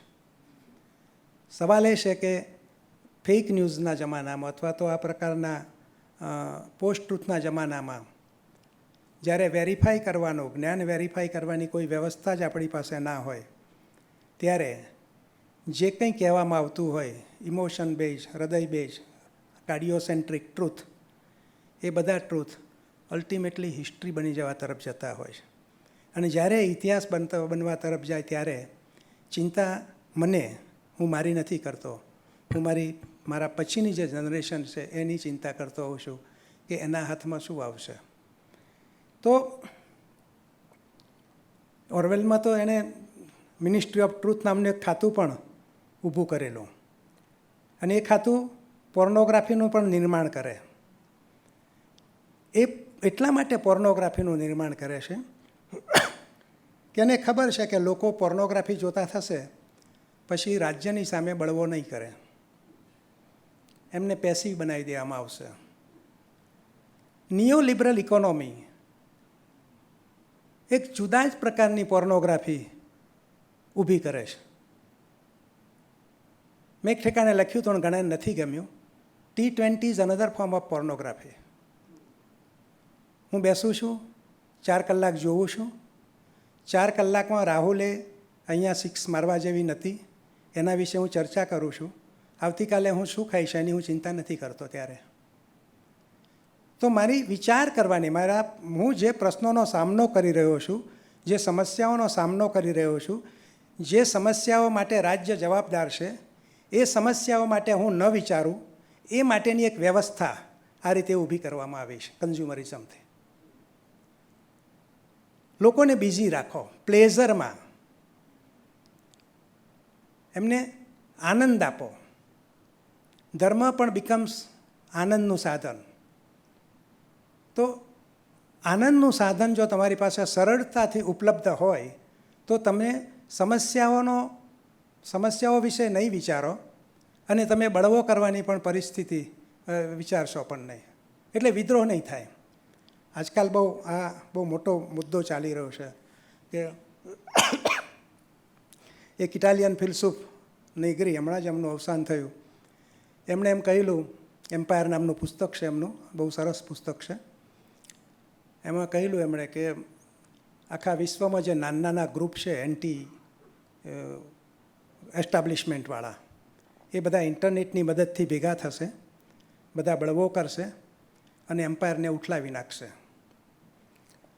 પણ સામે પક્ષે હાન, આજ કોરિયન ફિલોસોફર, એમ કહે છે કે ના, એવું નહીં થાય. કારણ કે તમને ખોટી સ્વતંત્રતા આપવામાં આવી છે, તમને ખોટો ઇન્ડિવિડ્યુઅલિઝમ આપવામાં આવ્યો છે, અને બીજું કે તમને સતત પોર્નોગ્રાફીના વેરિયસ ફોર્મ્સમાં રચાપચા રાખવામાં આવે છે પ્લેઝરના. આપણે એક સામાન્ય ઉદાહરણ ઉબરના ડ્રાઈવરનું લો. એ કહે છે કે મને સ્વતંત્રતા છે, મારે કોને લઈ જવો કોને ના લઈ જવો. He feels that I am free. પણ એ ખરેખર ફ્રી છે ખરો? Software controls him. Software is invisible.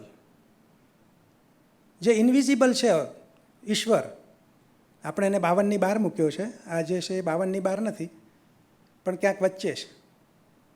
ત્યાંથી એ કંટ્રોલ કરે છે બધું જ. પણ એને એમ લાગે છે કે હું સ્વતંત્ર છું. સતત આપણને જેનાથી બાંધવામાં આવ્યા છે દોરડું જ લંબાવવામાં આવે છે અને એમ કહેવામાં આવે છે કે તમે સ્વતંત્ર છો. આજે રોગચાળો કોરોના, એમાં રાજ્યએ ઘણા બધા સારા પગલાં લીધા, ઘણા લોકોને બચાવ્યા, દરેક રાજ્યએ. પણ એમ કરીને આપણને એમના નિયંત્રણમાં રાખવાના પ્રયોગો પણ રાજ્ય કરી લીધા કે કઈ રીતે ક્રાઉડને મારે નિયંત્રણમાં રાખવો. નેગ્રીએ તો બહુ આખું પુસ્તક લખ્યું છે. ના, નેગ્રી નહીં, આગેમબેન, એમણે પુસ્તક લખ્યું છે કે રાજ્ય કોરોનાના નામે માણસોની સ્વતંત્રતા ઝડપી લેશે, એના પર નિયંત્રણ લાદશે ને પછી એને ટેવ પડી જશે કે આ રીતે જ કરવું જોઈએ. તો એ બાયો કંટ્રોલ આખો રોગના નામે કંટ્રોલ કરવાની પરિસ્થિતિ, એ પણ આ ટ્રુથની ક્રાઇસિસમાંથી જન્મેલું છે.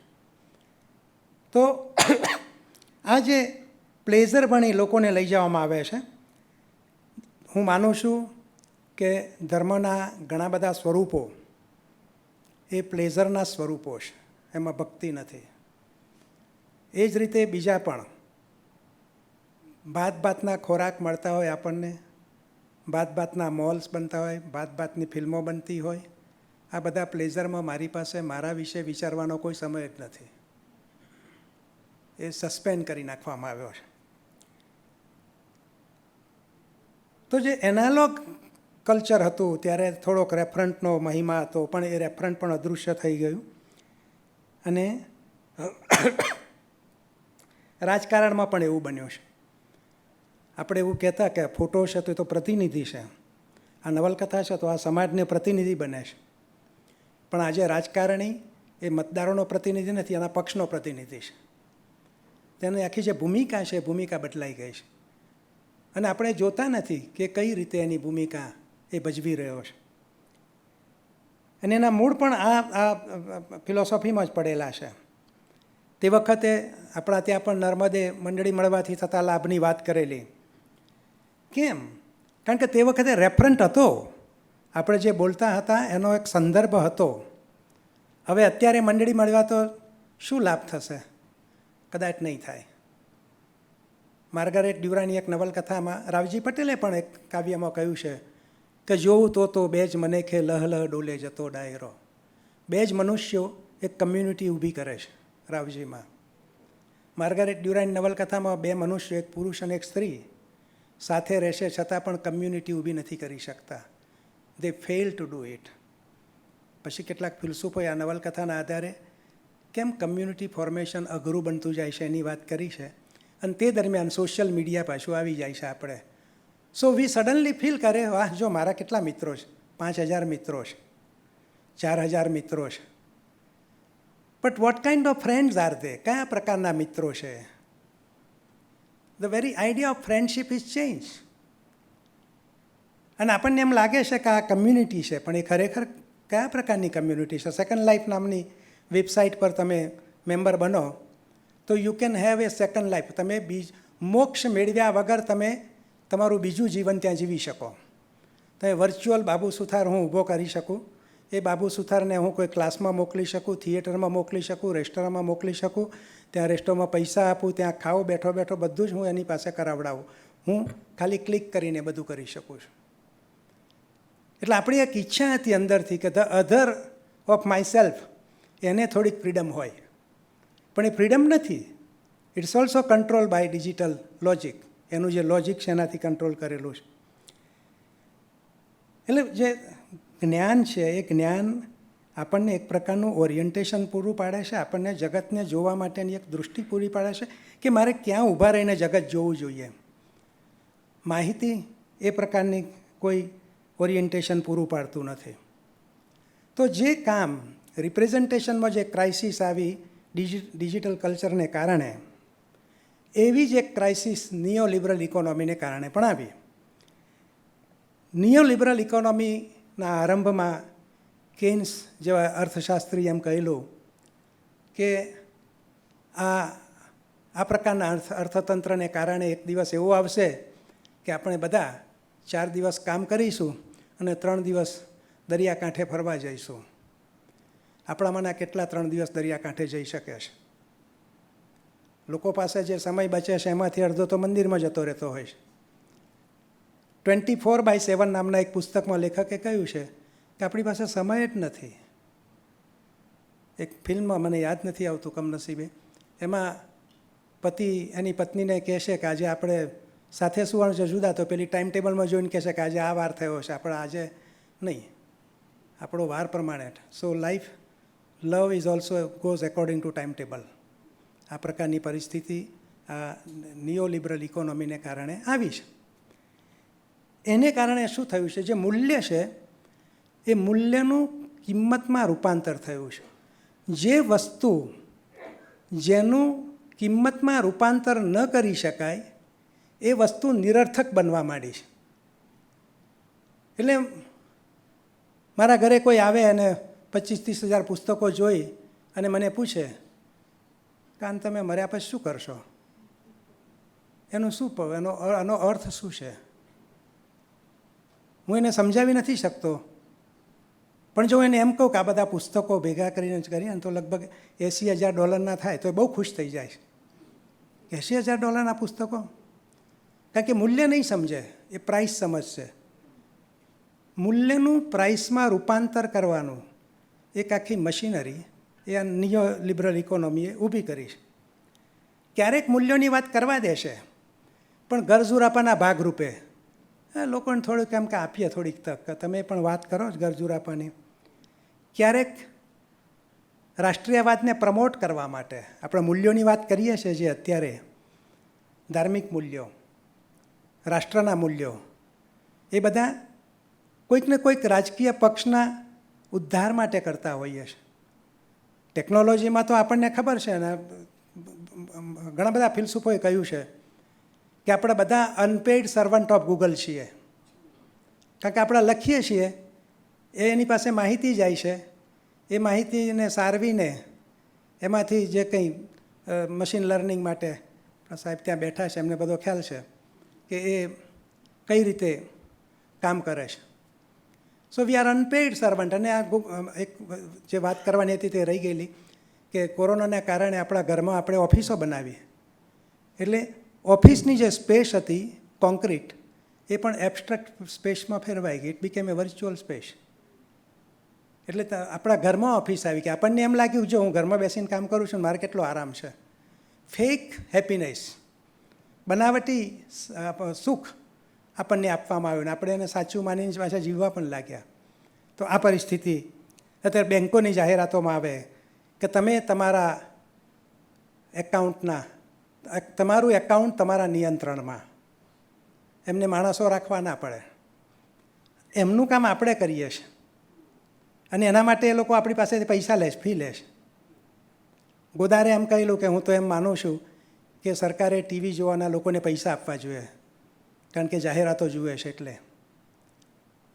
આપણને ફ્રીની કન્સેપ્ટ નેટફ્લિક્સ પર કે બીજા પર કોઈ ફિલ્મ આવતી અને એમ કહે કે આમાં 8 જાહેરાતો આવશે, આ ફ્રી છે.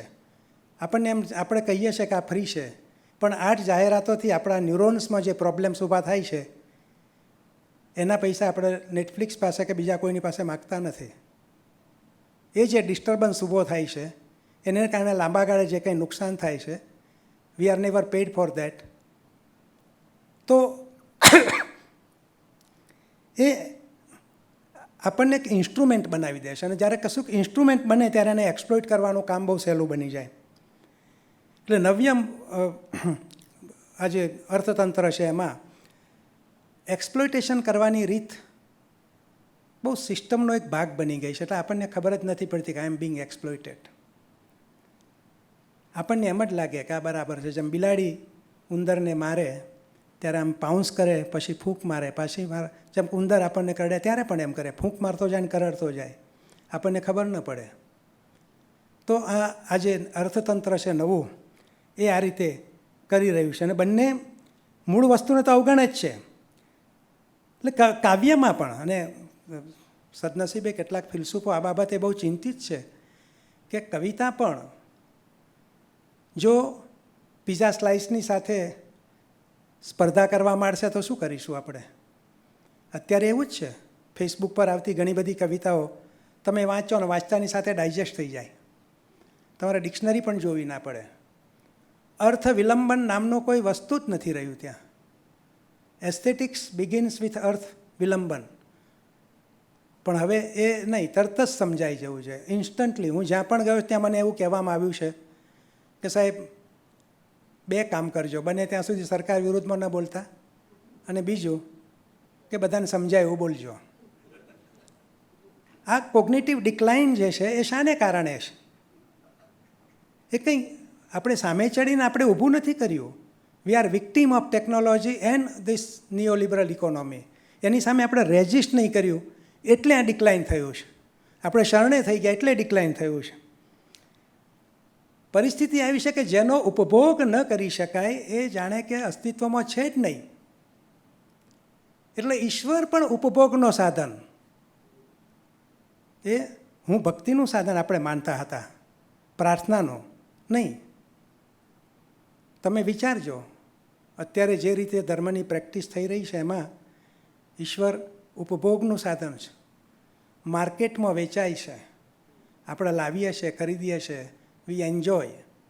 જેમ છત્રી લાવીએ છીએ એમ કોઈક ભગવાનની મૂર્તિ લાવીએ છીએ. બહુ મોટો ફરક નથી અંદર બેની વચ્ચે. તો જ્યારે ઉપભોગ કરવા બેસીએ છીએ ત્યારે એમાં કશાનું રિપ્રેઝન્ટેશન ના હોય. It is just between our senses, આપણી ઇન્દ્રિયો અને ધ ઓબ્જેક્ટ. બેની વચ્ચે બીજું કશું જ રિપ્રેઝન્ટેશન ના હોય. એને કારણે તમે જુઓ ઠેર ઠેર અત્યારે મને બહુ મજા આવે છે કે લાઈવ સોડા, લાઈવ ભજીયા. ભાવનગરમાં લાઈવ ગાંઠિયાના બોર્ડ મેં વાંચ્યા છે કે લાઈવ ગાંઠિયા ઇન્સ્ટન્ટ, તમે ત્યાં ઊભા રહો ને તમને તળીને આપે, એટલે લાઈવ ગાંઠિયા. ટેકનોલોજીની પરિભાષા જે છે તો કઈ રીતે અંદર જાય છે એ તો પ્રશ્ન છે જ, પણ બીજો પ્રશ્ન એ છે કે the distance between, temporal distance between production and consumption disappears. જે લાઈવ ગાંઠિયા કે લાઈવ સોડામાં થાય છે શું? પ્રોડક્શન તમારી સામે થાય છે અને તરત જ તમે એને કન્ઝ્યુમ કરો છો. એ જે પહેલાંના જમાનામાં જે પ્રોડક્શન અને કન્ઝમ્પશનની વચ્ચે જે ટાઈમનો જે ડિફરન્સ હતો, જે એ હવે નીકળવા માંડ્યો ધીમે ધીમે, ગ્રેજ્યુઅલી. એટલે આ બધી જ દુકાનો નવ્ય મુખ્ય અર્થતંત્રના એક સિદ્ધાંત કામ કરતો હોય છે કે પ્રોડક્શન અને કન્ઝમ્પશન વચ્ચેનો સમય ઓછો કરો. એ ઓછો કરો એટલે તમારી પાસે પ્રશ્ન પૂછવાનો સમય જ નથી રહેતો. પછી સૌથી મોટું જે કામ ટેકનોલોજી અને નવ્ય અર્થતંત્ર કરે છે તે લોકોને પ્રશ્ન પૂછવાનો સમય ના આપો. જો આપીશું તો એ આપણને પડકારશે. સો કીપ ધેમ બિઝી, કશાકમાં ને કશાકમાં. સાહિત્યમાં પણ આ પરિસ્થિતિ પ્રવર્તે છે. સર્જકો પણ હવે તો લગભગ લાઈવ સાહિત્ય પીરસતા હોય છે. એવા સાહિત્યમાં મેં કહ્યું તેમ અર્થ વિલંબનનો અભાવ હોય. ઓછામાં ઓછું અર્થ વિલંબન, વધુમાં વધુ લોકપ્રિયતા અને વધુમાં વધુ ગ્રાહકો. એટલે હવે ભાવક પણ ગ્રાહક બનીને જાય છે. એટલે તો સાહિત્યના મેળા થાય છે. ત્યાં જેટલા સાહિત્યના મેળામાં જે લોકો જાય છે એ બધા ગ્રાહક બનીને જાય છે. ત્યાં એ કંઈ ભાવક નથી. રસાનુભવ કરવા માટે ત્યાં કોઈ જતું નથી. એ કેટલાક સર્જકોને જોવા જાય છે, સર્જકોને મળવા જાય છે, સેલ્ફી ફોટો પડાવવા જાય છે. આ બીજું ઘણું બધું છે. એ એવરીથિંગ ઇઝ એ સેલ્ફીના તો મૂળ છે નો ધાય સેલ્ફમાં પડેલા છે. આપણા ત્યાં પણ ક્યાં તમારી જાતને ઓળખો, તો આપણે જાતથી ફોટો લઈને ઓળખવા લાગ્યા ડિજિટલની મદદથી. એ પણ આપણે કરવા માંડ્યું. તો આ જે સાહિત્યિક મેળાઓ, એ પણ એમાં પણ લાગણી આગળ ધરવામાં આવે ને ઘણીવાર એમાં પણ રાજકારણ હોય છે. જ્યારે મૂલ્યોનું કિંમતમાં રૂપાંતર થાય ત્યારે સમાજ એકબીજાની કિંમત આંકવા બેસી જાય, અને અત્યારે એ બની રહ્યું છે. અને જ્યારે એવું થાય ત્યારે માનવ સંબંધોનું પણ વેપારીકરણ થઈ જાય. અને જ્યારે એમ થાય ત્યારે ઉપભોગના સાધનો છે એ સત્યનું સ્થાન લેવા માંડે કે આ ટ્રુથ છે. આ પરિસ્થિતિમાં આ જે કટોકટી આવી છે, શું કરવાનું એને? કઈ રીતે આપણે એની સાથે કામ પાર પાડીશું? અમારા એક મિત્રને મેં પૂછ્યું, સાહિત્યકાર મિત્રને, કે સાહિત્યકારનું કામ તો વર્તમાન સમયમાં જે કટોકટી છે આપણે અનુભવીએ છીએ એને પ્રગટ કરવાનું. તો એમણે મને કહ્યું કે મને કોઈ કટોકટી દેખાતી નથી. બહુ નસીબદાર માણસ કે કટોકટી દેખાય જ નહીં છતાં પણ એ સર્જન કરી શકે. કદાચ આપણે રેફરન્ટ ગુમાવી બેઠા છીએ એટલે આપણને કટોકટી નથી દેખાતી. કદાચ આપણે આપણા વિશે વિચારવાની ક્ષમતા ગુમાવી બેઠા છીએ. આ બધા પ્લેઝરમાં આપણે આપણા વિશે નથી વિચારતા ક્યારે પણ. એ સૌથી મોટું એટલે આ નવ્ય હતાશાવાદને આ રીતે ઓળખવાની જરૂર છે. જે વાત છે તે કે લોકશાહી અને નવ્ય હતાશા બે ક્યારેય સાથે ના જઈ શકે. પણ છતાં રાજકારણીઓ એવો પ્રયત્ન કરશે કે આપણને એનો ખ્યાલ ના આવે. લોકશાહી એવી અપેક્ષા રાખે કે લોકો સાચું બોલે. એક ફ્રેન્ચ ફિલસૂફ ફુકો છે, એણે પણ કહ્યું છે કે લોકશાહી બે સિદ્ધાંતો પર ચાલે. એક તે વાણી સ્વાતંત્ર્ય અને બીજો તે સાચું બોલવું. તે આ બેની વચ્ચે સંબંધ છે. વાણી સ્વાતંત્ર્ય છે, હું જૂઠું કે કંઈ પણ બોલી શકું, પણ ના, બીજી શરત છે સાચું બોલવું. તે અને જે લોકો હિંમતપૂર્વક સાચું બોલે છે એ લોકો આમાંના બીજા સિદ્ધાંતનું અનુકરણ કરે છે. પણ મુશ્કેલી એ છે કે આખી ડેમોક્રેસી લિબરલ ઇકોનોમીને કારણે અને ડિજિટલ ટેકનોલોજીને કારણે ઇન્ફોક્રેસીમાં ફેરવાઈ ગઈ છે. એને કારણે અત્યારે ડેમોક્રેસી અને ઇન્ફોક્રેસી બંને જાણે કે જોડિયા હોય એવું લાગે છે. સમાપન કરતાં હું એટલું કહીશ કે આપણે એક એવા સમયમાં જીવી રહ્યા છે જ્યાં રિપ્રેઝન્ટેશનનો જે વિચાર છે ક્લાસિકલ, એમાં એક પ્રકારની કટોકટી આવી છે. એ કટોકટી રાતોરાત નથી આવી, એનો લાંબો ઇતિહાસ છે. એના માટે આપણા ઘણા બધા બુદ્ધિજીવીઓ પણ જવાબદાર છે. આ કટોકટીને ટેકનોલોજીનો સહકાર મળ્યો છે. જેમ ટેકનોલોજીમાં રેફરન્ટ નથી હોતો, રિફ્લેક્સિવિટી નથી હોતી, એમ આ કટોકટી પણ આપણને ખબર પડવા દેતી નથી કે ખરેખર શું ચાલી રહ્યું છે.